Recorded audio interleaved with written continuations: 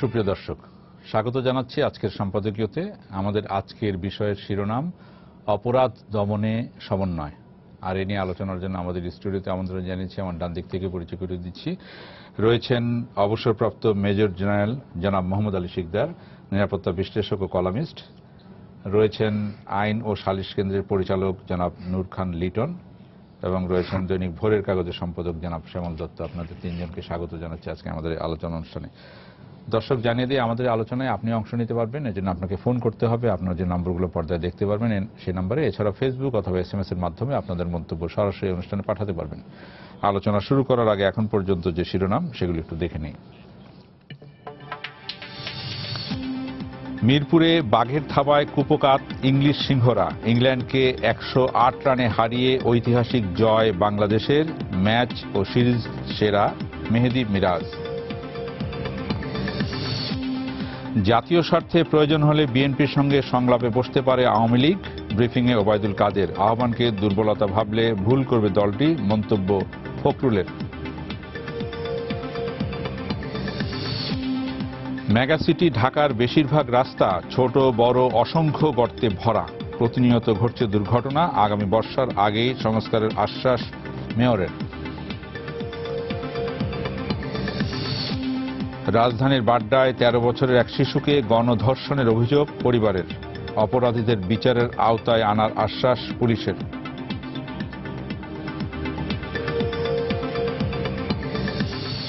এবং মার্কিন প্রেসিডেন্ট নির্বাচন নিয়ে নিউ ইয়র্কের জনগণের মধ্যে নেই কোনো উত্তাপ। প্রস্তুত হচ্ছে ফল ঘোষণার মঞ্চ রকফেলার সেন্টার।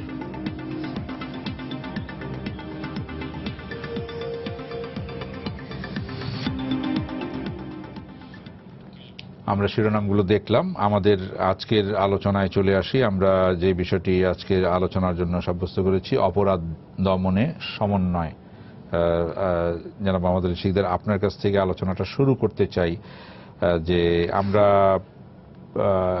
একটু যদি পেছনে যাই, গত 1 জুলাই হলি আর্টিজান, 7 জুলাই শোলাকিয়ার ঘটনার পর দেশ জুড়ে যে জঙ্গি বিরোধী অভিযান শুরু করেছে আমাদের নিরাপত্তা বাহিনী, এবং আমরা দেখি পাশাপাশি সমাজের বিভিন্ন স্তরে যে জনসচেতনতা তৈরি হয়েছে, এবং এর পরিপ্রেক্ষিতে এখন বলা হচ্ছে যে হ্যাঁ, জঙ্গিরা সবকিছু মিলিয়ে জঙ্গিরা কিছুটা কোণঠাসা অবস্থায় আছে, এরকম আমরা বলছি, বা আমরা একটা আত্মতৃপ্তির অবস্থায় আছি বলে এটাই দৃশ্যমান।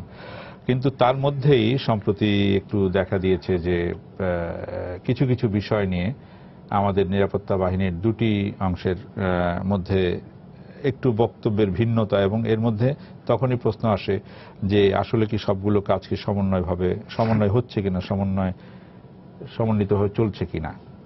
কি বলবেন আপনি? আপনাকে অনেক ধন্যবাদ। আপনি প্রাথমিক যে বক্তব্যটি বলেছেন আপনার সাথে একমত, তবে একটি জায়গায় একটু সাবধানতা অবলম্বন করা আমাদের দরকার। সেটি হলো যে জঙ্গি দমনে এই যে ঘটনাগুলি আপনি বললেন সেটির পর থেকে নিয়ন্ত্রণ বা দমনে আসছে এটুকু আমরা বলতে পারি, বাট সেখানে যদি আত্মতৃপ্তি এসে যায় তাহলে সেটা বিপজ্জনক হবে। তার কারণ এই পর্যন্ত জঙ্গি তৎপরতা কিন্তু নতুন বাংলাদেশ নয়, আমরা দেখে আসছি প্রায় 15-16 বছর ধরে। সুতরাং তাদের যে শিকড়, তাদের যে রাজনৈতিক স্থান ইত্যাদি সব কিছু, এবং বৈশ্বিক যে বাস্তবতা সবকিছু অটুট রয়েছে। সুতরাং এইখানে কোনোভাবেই এরকম ধারণা করা যাবে না যে বোধহয় আমরা সব করে ফেলেছি বা যথেষ্ট করা হয়েছে, এবং এই আইন শৃঙ্খলা রক্ষা করার কাজে যথেষ্ট করা হয়েছে, এই কথাটাও বিপজ্জনক। সুতরাং এটা একটা কন্টিনিউয়াস প্রসেস এবং থাকতে হবে। এখন আসি আপনার সমন্বয়ের বিষয়টি। দেখেন, স্বরাষ্ট্র মন্ত্রণালয় হলো দেশের আইন শৃঙ্খলা রক্ষা করবার জন্য দায়িত্বপ্রাপ্ত। যদি আপনি সরকারের টপ জায়গায় বলেন, স্বরাষ্ট্র মন্ত্রণালয়ের অধীনে কিন্তু অনেকগুলো ফোর্স আছে, যেমন পুলিশ বাহিনী আছে, বিজিবি আছে, কোস্টগার্ড আছে, আনসার বিডিপি আছে, বোধহয় আরেকটা আছে, এই যে 5-6টা বাহিনী আছে। তো সেখানে এই বাহিনীগুলোর মধ্যে সমন্বয় অবশ্যই দরকার কন্টিনিউয়াসভাবে। কারণ হলো কি, এই বাহিনীগুলো যখন যে দায়িত্বপ্রাপ্ত, তাদের যে বাউন্ডারি একজনের বাউন্ডারি আরেকজনের বাউন্ডারিতে ওভারল্যাপ করে, কারণ দায়িত্ব একই ধরনের পড়ে যায়। সুতরাং সেখানে আপনার বাহিনীর ভিতরে আপনার যে কতগুলো সহজাত বিষয় থাকে। সে বিষয়টা হলো যে প্রত্যেক বাহিনী তার নিজস্ব একটি ভাবমূর্তি, নিজস্ব একটি অবস্থান, বাহিনীর চিফ যিনি থাকেন তিনিও চান তার বাহিনী সর্বশ্রেষ্ঠ বা সবচেয়ে ভালো কাজ করছে এটি প্রতিষ্ঠিত করবার জন্য। এটি কিন্তু খারাপ দৃষ্টিতে দেখা উচিত নয়, এটা কিন্তু সহজাত প্রযুক্তি, সেটা হবে, কিন্তু সেটি যেন সীমা লঙ্ঘন না করে কোনো বিপদ সৃষ্টি না করে সেটি দেখবার দায়িত্ব স্বরাষ্ট্র মন্ত্রণালয়, এবং সেই সম্পূর্ণ দায়িত্ব তাদেরই পালন করার কথা। কিন্তু এই যে আপনি যে কারণে আজকে প্রসঙ্গটি উত্থাপন করেছেন, বেশ কিছুদিন ধরে যে কারণে আজকে এটি আলোচনা হচ্ছে, যা আমরা শুনে আসছি, যা প্রকাশিত হয়েছে এ পর্যন্ত, সেটি আসলে আমি যদি এক কথায় এরকম বলি তাহলে বলতে হয় যে সেটা মোটেই আকাঙ্ক্ষিত নয়, এটি শুভ লক্ষণ নয়, এবং এটি জনগণের মনে, এবং আমি আরেকটু যদি বাড়িয়ে বলি যে এই কারণে যারা সন্ত্রাসী, জঙ্গি বা দুর্বৃত্ত আছে তারা এই সুযোগটি নিতে পারে, এই যদি বাহিনীর মধ্যে দ্বন্দ্ব বা প্রতিযোগিতার সীমাটা লঙ্ঘন হয়ে যায়। সুতরাং এইখানে কিন্তু দায়িত্ব এটা একেবারে আপনার বলা যায় যে এটা একেবারে লিখিত অলিখিত রুলস অফ বিজনেস বলেন সরকারের, স্বরাষ্ট্র মন্ত্রণালয়ের দায়িত্ব ছিল, এবং সেটি হয়তো এই যে কথাগুলো বাইরে আসছে, আমি এগুলো রিপিট করছি না, আমরা সবাই সেটা জানি, এই কথাগুলো হতে পারে বাহিনীর ভিতরে ইন্টারনাল অনেক কিছু হতে পারে, কিন্তু সেটি দায়িত্ব ছিল স্বরাষ্ট্র মন্ত্রণালয় যে যেন বাইরে না আসে। বাইরে না আসলে কিন্তু এটার কোনো বিরূপ প্রভাব কিন্তু কোনো জায়গায় পড়ে না, মানুষের মনেও পড়ে না, সেই সুযোগটা সন্ত্রাসীরও নিতে পারে না, বা আমরা যে একটা আলোচনা পত্রিকাগুলো তখন কথিত সূত্র দিয়ে হয়তো রিপোর্ট না রিপোর্ট। সুতরাং এই জিনিসটা যদি অঙ্কুরেই বিনষ্ট করা হতো, এবং দেশ দায়িত্বটা স্বরাষ্ট্র মন্ত্রণালয়ে যথেষ্ট কর্তৃত্ব রয়েছে, অথরিটি রয়েছে, সবকিছুই তাদের রয়েছে, এবং সেটি তারা না করে আজকে এই যে বিতর্ক, বিভ্রান্তি, জনমনে একটা আশঙ্কা, আবার চিন্তা করছে মানুষ যে এটি কি জঙ্গিবাদী যারা আছে তারাই সুযোগটি নেয় কিনা, এই সমস্ত আশঙ্কা মানুষের মনে আসার তো ভালো লক্ষণ নয়। সুতরাং এই জায়গায় বোধহয় সতর্ক হওয়া দরকার, এবং স্বরাষ্ট্র মন্ত্রণালয়কে এটি যেখানে আসছে এখানেই এটার সমাপ্তি টেনে আর যেন না হয় সেটি করা দরকার, যার জন্য করণীয় যা করা দরকার, আমি যে কথাটি প্রথমে বলেছি, স্বরাষ্ট্র মন্ত্রণালয় সেই কর্তৃত্ব রয়েছে, সেই ক্ষমতা রয়েছে, তারা কিন্তু করতে পারে। জনাব নূর খালিদ, আপনি তো এই বিষয়ে কাজ করেন, তো গোটা বিষয়টিকে আপনি কিভাবে দেখছেন? যা আরেকটু যদি বলি যে যেটা হওয়া উচিত বা যেটা হওয়া দরকার সেটা হয়নি, সেটা তো আমরা দেখলামই, মানে হয়নি বলেই এই ঘটনাগুলি হলো, তাহলে ঘাটতিটা কোথায় বা মানে এটার সূত্রপাতটা কোত্থেকে? একটা জিনিস দেখেন, আসলে এইখানে বাংলাদেশে এই আপদ অর্থাৎ এই যে জঙ্গি তৎপরতা, ধর্মের নামে যে ঘটনাগুলো ঘটছে, এই মহা আপদটা কিন্তু এই রিসেন্ট কোনো বিষয় না। এটার যদি আপনারা লক্ষ্য করেন, এখানে শুরুর সূত্রপাত হয়েছে ৮০ দশকের মাঝামাঝি এবং প্রকাশ্যে এসছে ৯০-এর শেষের দিকে, এবং ২০০০ সালের পর থেকে তো আমরা একটা বিপদের মধ্যেই সময় কাটাচ্ছি, এবং কত বড় ঘটনা যে এর মধ্যে ঘটে গেছে। কবি শামসুর রহমানের উপর আক্রমণ দেখেছি আমরা ২১শে আগস্টের ঘটনা দেখেছি, ১৭ই আগস্টের ঘটনা দেখেছি, আমরা সিপিবির জমায়েতে আক্রমণ হতে দেখেছি, সাংস্কৃতিক মানে উদীচীর ইয়েতে যশোরে কনফারেন্সের আক্রমণ হতে দেখেছি, অনেকে হতাহত হয়েছেন, পঙ্গু হয়েছেন।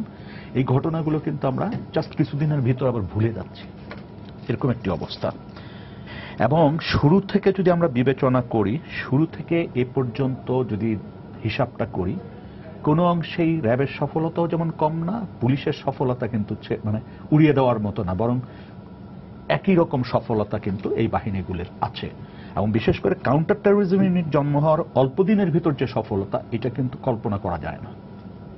কারণ হলি আর্টিজানের ঘটনার পর যে অপারেশনগুলো হয়েছে, সেই অপারেশনগুলো নিয়ে প্রশ্ন করছি না, কিন্তু যে মানুষগুলো তাদের হাতে চলে আসছে, যে মানে জঙ্গিদের যে সমস্ত মানে গ্রুপকে তারা ধ্বংস করতে পেরেছে, এটা কিন্তু অতি অল্প সময়ের অনেক বড় সফলতা।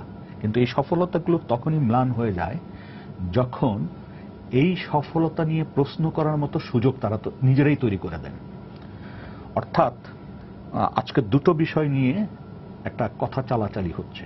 একটা হচ্ছে কেজেএমবির প্রধান, আরেকটি হচ্ছে তাবেলা হত্যাকাণ্ড নিয়ে। এই দুটা বিষয় আসলে যদি এখানে সমন্বয়ের দুর্বলতাটা না থাকতো, একে অপরের সাথে যদি একটু তথ্য আদান প্রদান করে বিশ্লেষণ করে কথাগুলো বলতেন, তাহলে হয়তো আজকের যে সন্দেহ ঘনীভূত হচ্ছে মানুষের ভিতরে, যে অনাস্থার দিকটা তৈরি হচ্ছে, সেটা হতো না।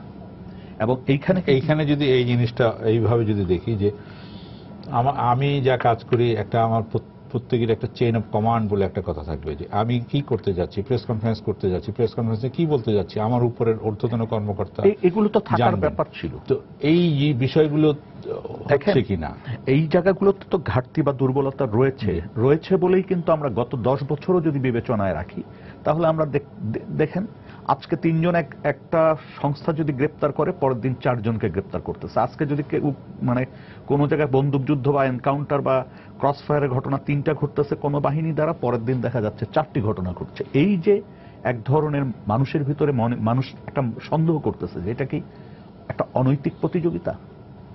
তাহলে আমাদের যে এই যে এত বড় বড় সফলতা, সেই সফলতাগুলিকে এই ঘটনাগুলো দিয়ে আমরা হারিয়ে ফেলবো, এই প্রশ্নগুলি কিন্তু থেকে যাচ্ছে বা আসছে। এখন প্রশ্ন হচ্ছে এখান থেকে এই যে দুর্বলতার দিকটা দেখেন, দুটো বাহিনী কিন্তু প্রেস কনফারেন্স করেছে, কাউন্টার টেরোরিজম ইউনিটও করেছে, র্যাপিড অ্যাকশন ব্যাটালিয়নও করেছে। এই মানে প্রথম করলো র্যাপিড অ্যাকশন ব্যাটালিয়ন, তারা যে বক্তব্যটা দিলেন, যদি তাদের ঊর্ধ্বতন হাইকমান্ডের থেকে এটা একটা সমন্বয়ের ভিতর দিয়ে হতো, তাহলে নিশ্চয়ই এই বিতর্কটার অবতারণা হওয়ার সুযোগ কম ছিল, হয়তো সুযোগই থাকতো না। আরেকটা ব্যাপার হচ্ছে, আমরা যে মহা বিপদে সময় কাটাচ্ছি এই জঙ্গিদের নিয়ে, এটা কিন্তু সমাজের অন্যান্য সংগঠিত অপরাধের চেয়ে ভিন্ন মাত্রার, এবং এইটির গুরুত্ব আপনাকে দিতে হবে। এবং এই অপরাধটা কিন্তু শুধুমাত্র দেশের মধ্যে সীমাবদ্ধ থাকে না, এই অপরাধ কিন্তু দেশের বাইরে, অঞ্চল, আন্তর্জাতিক এই পরিমণ্ডলে কিন্তু এই অপরাধের গতিবিধি। ফলে এইখানে হালকা করে দেখার কিন্তু কোনো সুযোগ নেই। এমনকি আমরা যতটুকু জানি যে কাউন্টার টেরোরিজম ইউনিট বলেন আর পুলিশ বলেন, র্যাব বলেন, তারা কিন্তু তথ্য সবাই এক দেশের সাথে আরেক দেশও তথ্য বিনিময় করেন। সেখানে নিজেদের তথ্য বিনিময় করতে অসুবিধাটা কি? এক সংস্থা আরেকটা সংস্থা। আমি আসবো আপনার কাছে আবার, যে এখানে শ্যামল দত্ত যে বিষয়টি বলা হচ্ছে, দুটো বাহিনীরই হাইকমান্ড একই জায়গায়, সমন্বয়হীনতার কথা আমরা বলছি তো, এবং তথ্য আদান প্রদান কেন মিলিয়ে নেওয়া, এই প্রশ্নটি সাম্প্রতিক সময়ে উঠে আসছে। বিশেষ করে পুলিশের দুটি অঙ্গ, আমি বলবো এটি পুলিশ র্যাব দ্বন্দ্ব না, পুলিশের এই র্যাবও কিন্তু পুলিশের অধীনস্থ একটি সংস্থা, ডিবি এন্ড পুলিশ মানে র্যাব। এখানে কাউন্টার টেরোরিজম ইউনিট এবং র্যাবের মধ্যে যে বক্তব্যের ভিন্নতা, সেটি কিন্তু মানুষকে একটু প্রশ্নের মুখে ফেলেছে, আসলে কোনটি সত্য। তার মানে, এবং তাবেলা সিজারের ক্ষেত্রে তো আইনজীবীরা বলেছেন, স্বয়ং সাবেক আইনমন্ত্রী বলেছেন যে এটার মামলার সুফল পাবে যারা আসামি পক্ষ, এতে সুফল পাবে, মামলার বেনিফিট পাবে। কিন্তু রাজনীতিটাও কম হচ্ছে না। একই সঙ্গে আপনি যদি বিএনপির মন্তব্যটাও দেখেন, যে তারা ইতিমধ্যে বলে দিয়েছে যে চার্জশিটটি দেওয়া হচ্ছে সেটি রাজনৈতিক উদ্দেশ্য প্রণোদিত, তার কারণ হচ্ছে দুটি সংস্থার মধ্যে কোনো সমন্বয় নেই। প্রথমে আমাদের এই কথাটি স্বীকার করে নিতে হবে যে বাংলাদেশ কিন্তু জঙ্গিবাদের সৃষ্টির একটি উর্বর ভূমি, এবং সমাজে যা যা থাকা দরকার মৌল উপাদান এই জঙ্গিবাদ সৃষ্টির জন্য তার সবই আছে। কিন্তু এগুলোকে মোকাবেলা করার জন্য আমাদের সংস্থাগুলোর মধ্যে যদি সমন্বয় না থাকে, তাহলে কিন্তু আপনি এর থেকে রেহাই পাবেন না। এবং এটা কিন্তু যেটি নূর ভাই যেটা বলেছেন, এটা কিন্তু বাংলাদেশের মধ্যে আর সীমাবদ্ধ নেই, বাংলাদেশের বাইরে গিয়েও এর উপাদান তৈরি হচ্ছে। যেমন ধরুন, কালকে যদি দেখি আমরা এনআইএর যে প্রতিবেদনটা, যেটি টাইমস অফ ইন্ডিয়াতে ছাপা হয়েছে, যে হোলি পশ্চিমবঙ্গ থেকে অস্ত্র ভারতে তৈরি হয়েছে, এবং পাকিস্তানি প্রশিক্ষকরা প্রশিক্ষণ দিয়েছেন অস্ত্র তৈরিতে, এবং সেই অস্ত্র চাপায় নবাবগঞ্জ হয়ে বাংলাদেশে ঢুকেছে এবং বাংলাদেশে অপারেশনে ব্যবহৃত হয়েছে। এখন এইরকম জায়গায় আপনি যদি পুলিশের যারা এই কাজটি করছে তাদের মধ্যে সমন্বয় না থাকে, তখন কিন্তু আমরা একটু আশঙ্কার মধ্যে পড়ে আতঙ্কিত হই। এটা দুর্ভাগ্যের বিষয় যে আমাদের যে উপাদানের কথা বলছিলাম, একটা দেখেন, বাংলাদেশ এমন একটা দেশ যে দেশে মানুষ বিশ্বাস করে যে চাঁদে ছাইদিকে দেখা সম্ভব। সমাজে কি পরিমাণ অন্ধকার এখনো রয়ে গেছে, সেই বিশ্বাসের জায়গায় এখনো সমাজে যে ধরনের উপাদানগুলো আছে, যেমন শিক্ষা ব্যবস্থার মধ্যে বৈষম্য আছে, আপনার অর্থনৈতিক ব্যবস্থার মধ্যে বৈষম্য আছে, এবং নানা বৈষম্যগুলো কিন্তু ব্রিডিং গ্রাউন্ড এক্সট্রিমিজমের। সেই জায়গাতে আমরা কিন্তু কাজ করব কি করে, যদি পুলিশেরই দুটি অত্যন্ত গুরুত্বপূর্ণ সংস্থা, র্যাব অত্যন্ত গুরুত্বপূর্ণ সংস্থা যাদের অসংখ্য সাফল্য আছে, আবার অন্যদিকে রিসেন্টলি কাউন্টার টেরোরিজম ইউনিট গঠিত হওয়ার পর তারা যে সাফল্যটি দেখিয়েছে হোলি আর্টিজানের পর, সেটাও কিন্তু কোনোভাবেই ছোট করে দেখার বিষয় না। কিন্তু এই দুটি সংস্থা যদি একে অপরের সঙ্গে সহযোগিতা না করে, তাদের মধ্যে যদি সমন্বয় না থাকে, তাহলে এত বড় বড় অপরাধগুলো, এত বিশাল বিশাল চ্যালেঞ্জগুলো কিভাবে মোকাবেলা করবে? এবং এটা খুবই আমরা আশা করব যে এই বিষয়টির একটা নিষ্পত্তি হওয়া দরকার এবং একটা চেইন অফ কমান্ড, কার কি কাজ হবে তার একটা পরিসীমা ঠিক করে দেওয়া দরকার। না হলে কিন্তু দেখবেন যে এটা নিয়ে মানুষের মধ্যে আরো বিভ্রান্তি তৈরি হবে এবং দুটি সংস্থা নিয়ে একটা প্রশ্ন উত্থাপন হবে। আমরা কখনোই এটা চাই না যে এই মুহূর্তে যে বাংলাদেশ যে চ্যালেঞ্জের মুখে আছে, বিশেষ করে যেখানে দেশীয় এবং আন্তর্জাতিক নেটওয়ার্ক জঙ্গিবাদ নিয়ে করছে, জঙ্গিবাদকে বিস্তার করছে বাংলাদেশে। আমরা যদি এই যেটা বললাম যে খাগড়াগড়ের ঘটনা কিংবা ভারত থেকে অস্ত্র আসার ঘটনা, পাকিস্তানের ইনভলভমেন্টের ঘটনা, এগুলো কে ডিল করবে, কার পক্ষে এটা করা সম্ভব? এই কাজগুলো যদি মানে যেটি সুপ্রা মিনিস্ট্রি, যেটি হচ্ছে স্বরাষ্ট্র মন্ত্রণালয়, তারা যদি এই কাজগুলো ঠিক করে না দেয় এবং সংস্থার মধ্যে যদি বিবাদ তৈরি হয়, সংস্থার মধ্যে যদি বিরোধ তৈরি হয়, তাহলে কিন্তু এর সুফল কিন্তু আমরা পাবো না। আমরা চাই যে এখান থেকে মুক্তি পাওয়ার জন্য অবশ্যই সংস্থাগুলোর মধ্যে একটা সমন্বয় হবে। এটা এমন কোনো কঠিন কাজ না আমার ধারণা। এরকম বিরোধ হয়েছে, ভারতেও হয়েছে, আমি দেখেছি এনআইএ এর সঙ্গে কিন্তু অনেক বিরোধ হয়েছে এবং অনেক জায়গায়, বিশেষ করে ভারতে বিষয়টি আরো প্রকট, কারণ ওখানে রাজ্য সরকারের পুলিশ আর সেন্ট্রাল পুলিশের মধ্যে অনেক সময় দ্বন্দ্বের ঘটনা ঘটেছে এবং গ্রেফতার নিয়ে নানা রকম প্রশ্ন উঠেছে। এই যে বর্ধমানের যে ঘটনা, তারপর পর কিন্তু এই ধরনের বিরোধ সেখানেও হয়েছে, সেখানে গ্রেফতার করেছে এনআইএ, পুলিশ আবার ছেড়ে দিয়েছে, এরকম ঘটনাও ঘটেছে। তো এই জাতীয় ঘটনা বাংলাদেশে ঘটুক আমরা চাই না, কারণ আমাদের তা ছোট্ট দেশ এবং আমরা ভয়াবহ একটা চ্যালেঞ্জের মুখে এখন, বিশেষ করে এই হোলি আর্টিজানের ঘটনার পর। তারপরে এখন যে পর্যায়ে এই পরিস্থিতিটা চলে গেছে, এটিকে মোকাবেলা করতে হলে শক্তিশালী একটি প্রতিরোধ ব্যবস্থা দরকার, যেটি সমন্বয় না হলে কিন্তু হবে না। আমরা সমন্বয়ের কথা বলছি, আমরা হাইকমান্ডের সমন্বয়ের কথা বলছি। হাইকমান্ড থেকেই এটি হাইকমান্ড থেকে কন্ট্রোল, কিন্তু আমরা যদি শুরু থেকেই দেখি যে শুরু থেকে যখন স্বাভাবিকভাবে যখন এরকম কথা হলো বা পাল্টাপাল্টি বা বিপরীত অবস্থান বা দুই ধরনের অবস্থানের কথা হলো, তখন যখন সাংবাদিকরা প্রশ্নের জন্য যায় বা প্রশ্ন করতে যায়, তখন এগুলিকে খুব হালকাভাবে দেখা হয়েছে বলে তো মনেই হয়, যে যেমন ভাই বোনের ঝগড়ার এইভাবে না, বিষয়টা তো এইভাবে বলা হয়েছে। আপনি কি বলবেন এই বিষয়ে?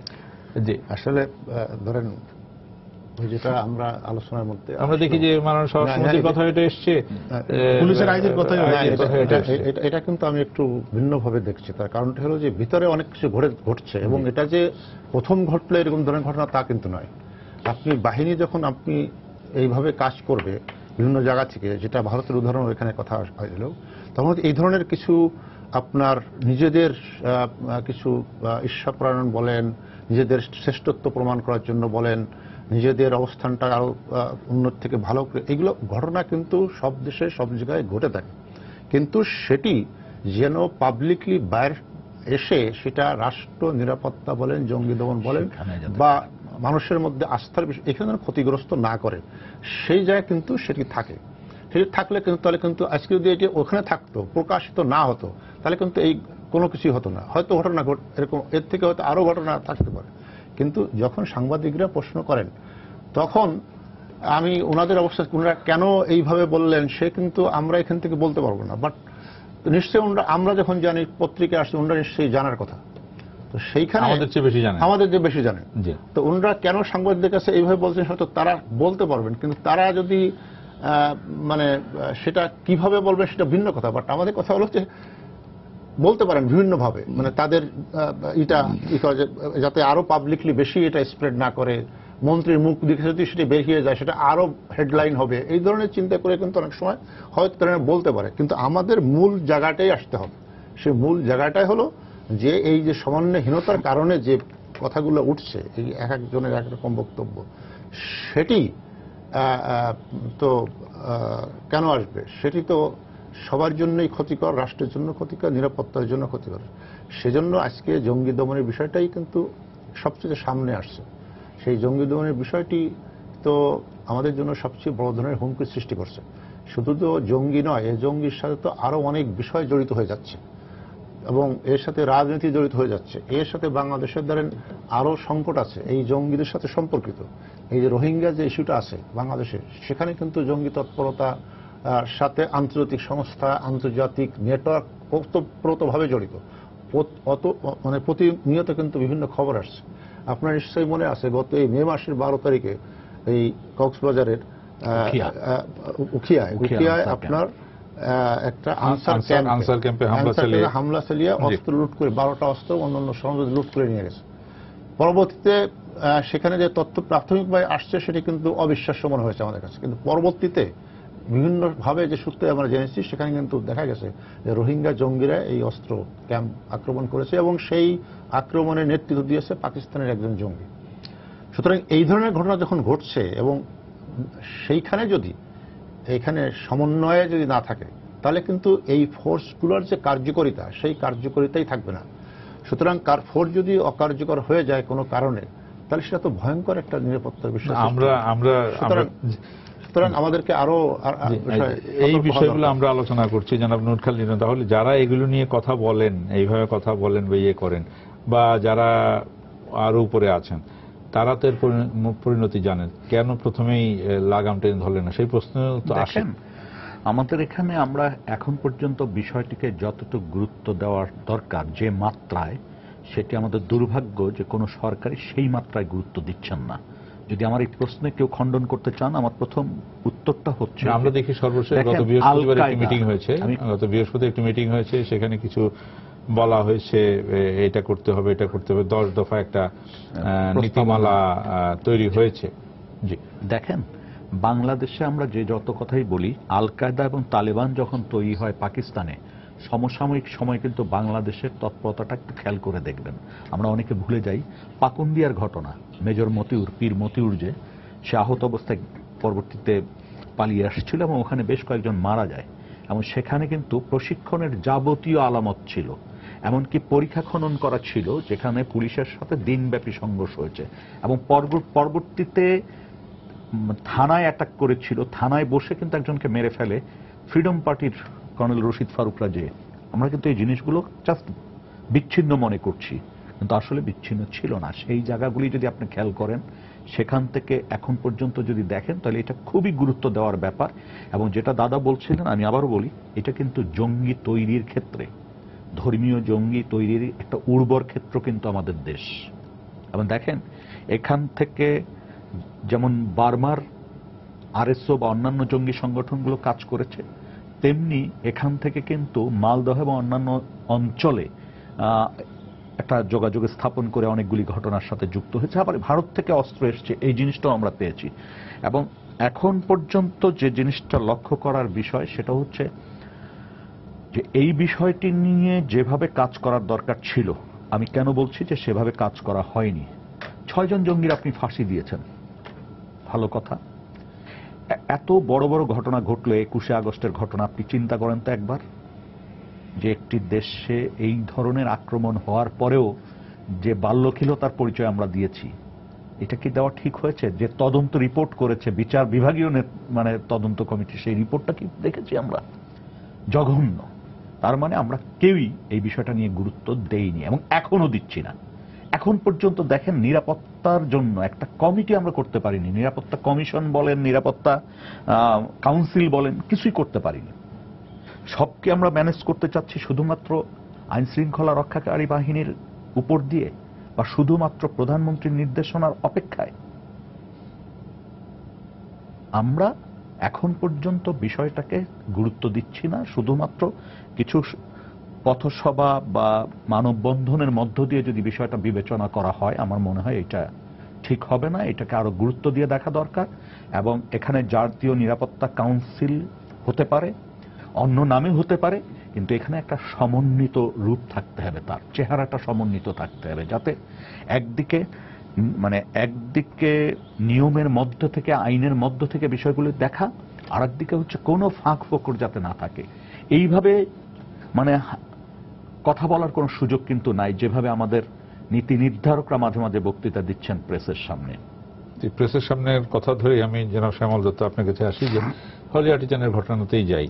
আমাদের যেদিন ঘটনার সূত্রপাত বলা হলো যে হ্যাঁ, যেহেতু অভিযান চলছে এখন লাইভ করাটা বাঞ্ছনীয় নয়, সবগুলি মিডিয়াই লাইভ বন্ধ করে দিল। কিন্তু পরবর্তীতে দেখা গেছে যে হাসপাতালের সামনে থেকে, ঘটনাস্থল থেকে কোনো টেলিভিশন লাইভ করেনি, হাসপাতালের সামনে থেকে অনেক টেলিভিশন লাইভ করেছে।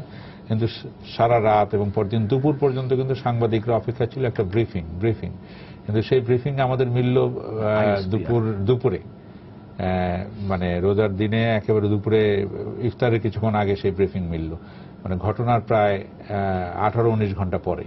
তো এই যে মানে যথার্থ প্রেসের সামনে যথার্থ ব্রিফিং, এই জিনিসটার অভাব আমাদের, এটা আসলে আমরা বরাবরই আমরা দেখি। একটা ক্রাইসিসে আমরা দেখেছি যে এই ধরনের পরিস্থিতিগুলোকে হ্যান্ডেল করার জন্য প্রয়োজনীয় পদক্ষেপ নেওয়ার ব্যবস্থাপনা আমাদের নেই।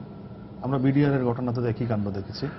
বিডিআর ঘটনা তো অনেক আগে, তো আমরা অনেক ম্যাচিউরড হয়ে গেছি। এখন আমরা এই যে এত বড় একটি হোলি আর্টিজানের মতো ঘটনার পরে আপনার যদি মিডিয়াকে একটা জায়গা পর্যন্ত নিয়ে তারপর তাদেরকে প্রতিনিয়ত প্রতি 1 ঘন্টা পর পর আপনি ব্রিফ করেন, তাহলে মিডিয়ার মধ্যে এই যে অসুস্থ প্রতিযোগিতা হতো না। আমরা দেখতে পাচ্ছি ভিতরে অভিযানের জন্য যে পোশাক পড়ছে এটিও লাইভ দেখানো হচ্ছে। এখন যেখানে র্যাবের ডিজিকে বলতে শুনেছি যে আপনারা যে এগুলো দেখাচ্ছেন ভিতরেও কিন্তু কেউ না কেউ টিভি দেখতে পারে, তারা তো জেনে যাচ্ছে আমরা কি কাজ করছি। ফলে আমাদের এখানে পেশাদারিত্বের জায়গা থেকে যে আপনি পুরো জিনিসটাকে হ্যান্ডেল করবেন তার কোনো ম্যানেজমেন্ট কিন্তু আমাদের এখানে নেই এখনো পর্যন্ত। এটি একটা দিক। দ্বিতীয় যে দিকটা হচ্ছে যে আমাদের এখানে এই সমন্বয়হীনতার কারণে যে সমন্বয়হীনতাটা একইভাবে পুলিশের দুইটি বাহিনীর মধ্যেও আমরা দেখতে পাচ্ছি। এখানে ওভারল্যাপিং হচ্ছে তদন্তের দিক থেকে, এখানে কোঅর্ডিনেশনের অভাব হচ্ছে, তথ্য আদান প্রদান হচ্ছে না, একই বিষয়ে দুটি বাহিনী তদন্ত করছে এবং এর আলটিমেটলি কিন্তু মানে পুরো জিনিসটা ক্ষতিগ্রস্ত হচ্ছে কিন্তু আসল তদন্তটা। এই জায়গাতে যদি আমরা না দেখি, আমরা এই জিনিসটাকে সুরাহা না করি, তাহলে কিন্তু ভবিষ্যতে আমরা সঠিক তদন্তটা পাবো না এবং এর কিন্তু একটা নেতিবাচক প্রভাব পড়বে মামলার তদন্তে এবং আসল অপরাধীরা কিন্তু পার পেয়ে যাবে। আরেকটি জিনিস আমাদের মনে রাখতে হবে যে আমাদের যে এত বড় সীমান্ত, এই সীমান্তের একটা বিস্তীর্ণ অংশ ভারত, তারপর হচ্ছে মায়ানমার, পাশাপাশি আরো একটি জায়গা আছে যেটি অচিহ্নিত, যেখানে এখনো পর্যন্ত সীমান্ত পিলার পর্যন্ত চিহ্নিত করা হয়নি এবং ওখানে এত দুর্গম, সেখানে কোনো আমাদের বর্ডার সিকিউরিটি ফোর্সও নেই, আমাদের কোনো সীমান্ত বাহিনীও নেই সেখানে। এই সাম্প্রতিক সময়ে যে ঘটনাগুলো ঘটছে এগুলো কিন্তু অধিকাংশই ক্রস বর্ডার টেরোরিজম। আমরা অস্ত্র দেখতে পাচ্ছি, যদি সত্যি হয়ে থাকে চাঁপাইনবাবগঞ্জ দিয়ে ঢুকেছে, তার মানে সেখানে একটা রুট আছে যেখান দিয়ে অস্ত্র ঢোকা সম্ভব। সেই জায়গাগুলোতে আমরা যদি অ্যাড্রেস না করি, এখন তো আর নিজেদের মধ্যে শুধু সীমাবদ্ধ না, আপনার আমরা আরাকানের 2 লক্ষের বেশি শরণার্থীকে আমরা আশ্রয় দিয়েছি এবং সেই ক্যাম্পগুলোতে কি হচ্ছে, কেন হচ্ছে, কিভাবে হচ্ছে, এর কোন রকমের মনিটরিং নেই। এবং আরাকানের এই যে প্রায় 10 লক্ষ মুসলিম জনগোষ্ঠী এবং তাদের সঙ্গে বাংলাদেশের দক্ষিণাঞ্চলের যে যোগাযোগটি, তাদের আত্মীয়তার সম্পর্ক, যাতায়াতের সম্পর্ক, রিলেশনের সম্পর্ক এবং ক্যাম্পের সম্পর্ক, এই সমস্ত সম্পর্ক, এবং এখানে দীর্ঘদিন যাবৎ বিশেষ করে 75 পরবর্তী বাংলাদেশে এখানে রাষ্ট্রীয় পৃষ্ঠপোষকতায় ট্রেনিং ক্যাম্প স্থাপিত হয়েছে এবং বহাল তবিয়তে বিভিন্ন জঙ্গি সংগঠনের নেতারা, 10টা কষ্টের কথাও তো একই কথা, সেটি রাষ্ট্র পৃষ্ঠপোষকতা হয়েছে। পাশাপাশি আপনার মনে আছে কিনা জানি না যে 1996 সালের নির্বাচনের সময় যখন ক্যাম্পেইন চলছিল তখন কক্সবাজারে কিন্তু কয়েক ট্রাক অস্ত্র ধরা পড়েছিল, তারপর অস্ত্রগুলো সেনাবাহিনীর কাছে কোনো খবর নাই, এগুলো কোথায় গেল, কার জন্য আসলো, কে আনলো, কিভাবে আনলোড হলো, কিভাবে ঢাকা চট্টগ্রাম মহাসড়ক দিয়ে সেই অস্ত্র যাচ্ছে, কেউ কিছু আর জানে না এই বিষয়গুলো। তার মানে বাংলাদেশে একদিকে হচ্ছে এই সীমান্ত সমস্যা, আরেকদিকে একটা লম্বা সময় জুড়ে রাষ্ট্রীয় পৃষ্ঠপোষকতা হয়েছে। বাংলাদেশের ভিতরে ভারতের বিভিন্ন জঙ্গি গোষ্ঠী, মায়ানমারের বিরুদ্ধে বিভিন্ন জঙ্গি গোষ্ঠী এখানে প্রশ্রয় পেয়েছে, ট্রেনিং পেয়েছে। রাবেতার কেন উকিয়াতে গিয়ে থাকবে এত জায়গা থাকতে, এবং সেই সময় এই জায়গাগুলো এগুলো কেউ মনিটর করেনি। এবং রাবেতার ভিতরে অনেকেই বলছিল ইসলামী ছাত্র শিবিরের নেতৃত্বে ট্রেনিং হচ্ছে, মুসলিম জঙ্গি গোষ্ঠীরা ট্রেনিং নিচ্ছে, তার প্রমাণ কিন্তু অনেকগুলো আছে।